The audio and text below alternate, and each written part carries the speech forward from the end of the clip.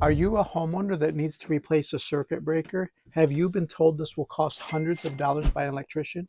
You can do it yourself in less than 3 minutes. Circuit breakers come in all shapes, sizes, and brands. The most important thing is to buy the correct brand.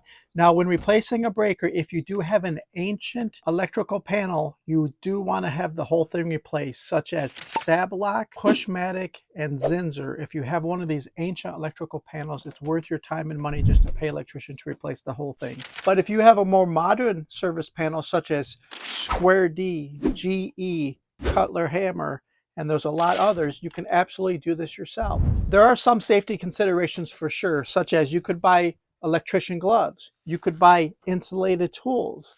However, you don't need any of that. When you look at your electrical panel, there will be a service sticker right here. The manufacturer will tell you exactly what brand you have and what circuit breakers are compatible with your particular panel box. You do want to purchase the compatible circuit breakers that match your panel box. A good rule of thumb is literally just to buy the exact same brand that's listed on there and keep everything identical. Have you ever seen an electrical panel box that's mixed matched with totally different brands? They look horrible. They can be a safety problem. And when you go to resell your house, the home inspector will call it out as a safety deficiency. One word of caution, Square D has two totally different types of brands, and you have to make sure, such as Square D Homeline is this one, and Square D QO is this one. They are totally different and not compatible. Let me show you the differences. Square D Homeline is indicated by the HOM symbol right here. It's thicker than the QO series. It has a different mounting connector on the back. The QO series looks like this on the back. It will not be interchangeable. They will not work. Even though they both say manufacturer Square D, they are not interchangeable. You do have to buy the correct type. The Homeline series is a little cheaper, but if you have a QO panel box, you do have to buy that type. Okay, first, turn off the electrical panel. Main disconnect. Now, most commonly, your main disconnect is right here at the top. It can be at the bottom, however, but most commonly it's at the top. It could also be located on the exterior. So check that you have the correct main location detected. Let me know if you have any questions in the comment. And if you need to, you could even send me a picture of your system in my email. My email is on my YouTube channel page. Turn off the main. Okay, with the panel box removed and your main disconnect off, everything beneath that location will be off. There are still parts of the panel that are energized, such as the lug nuts at the top. So you do want to be mindful of where your hands are, what you're touching. If you touch just the circuit breaker and everything beneath that is off, you're good to go. Okay, so this is our damaged circuit breaker. It's a 15 amp.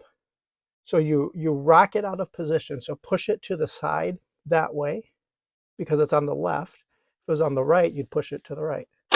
And it just rocks right out of position and you're good to go.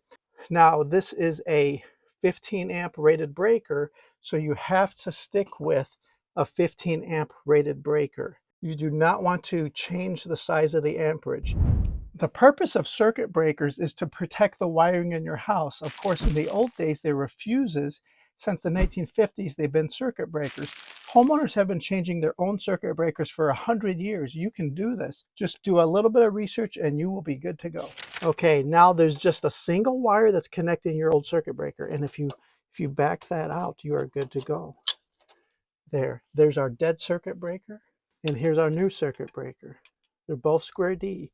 They're both Homeline series. They're both 15 amps, so we are good to go. It will snap in perfectly and be compatible. Please don't try to put a poorly fitting circuit breaker in. If it doesn't fit, you have the wrong size or make or model. Now, you can snap it in at this point and then screw your wire in. I do find it much easier to go ahead and screw your wire in while the breaker's on the outside. It's just a lot easier. So I'm loosening that up.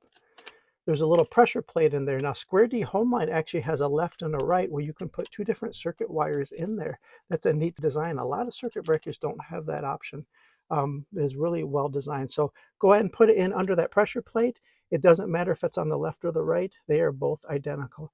So you're going to slide it all the way in. And like I said, I would tighten it up here while it's still on the outside of the panel. It's just a lot easier. The ergonomics aren't great when you're trying to tighten it up and it's in the panel. Now you do want to snug it up pretty good. So nice and tight. There we go. Feel good about that. Okay, now to put it back into the panel, you're going to do the opposite. Instead of snapping it in, we need to seat it on that inner edge first.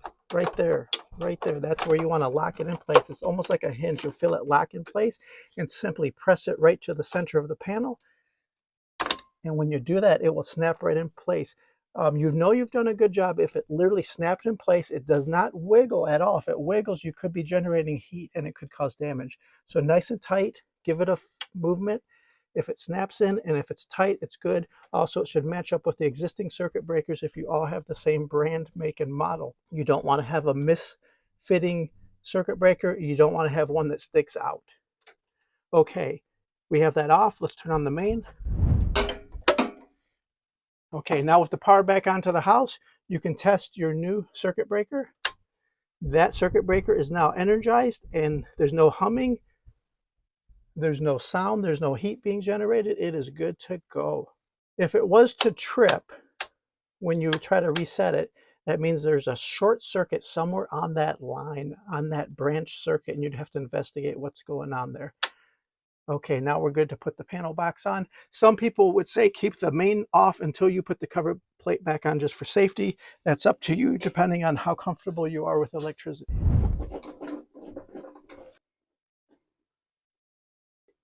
Okay, with the cover plate safely on, all of the circuit breakers working correctly, you have done a good job. Hey, thanks for watching. We put videos up like this on the channel new every single week. Subscribe for more content.